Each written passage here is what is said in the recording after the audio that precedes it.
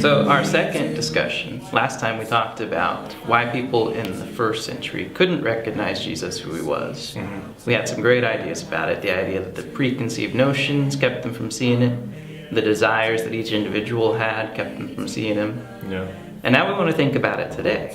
Why is it that people here in the US, people in China, people in Europe, wherever, don't recognize who Jesus is today? And we've kind of discussed this, that a lot of the reasons are pretty similar. You can talk about preconceived notions again.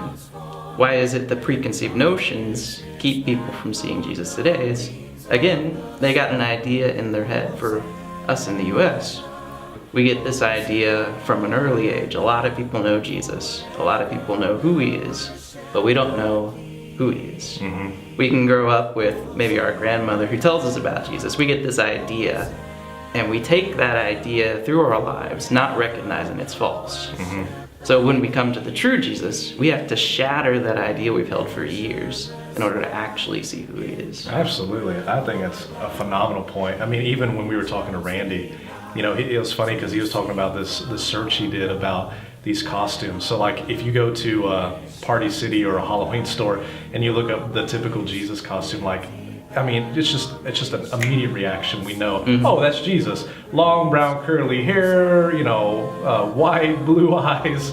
You know, he's got the white robe and the red sash, right?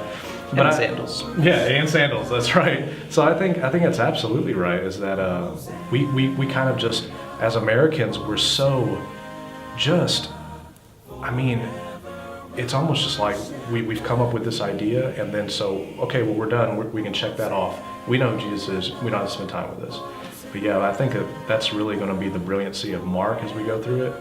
Is just that Mark will shatter our expectations of who he is, because Jesus shattered the expectation of what the Messiah was in their day. So I think that's a very insightful point.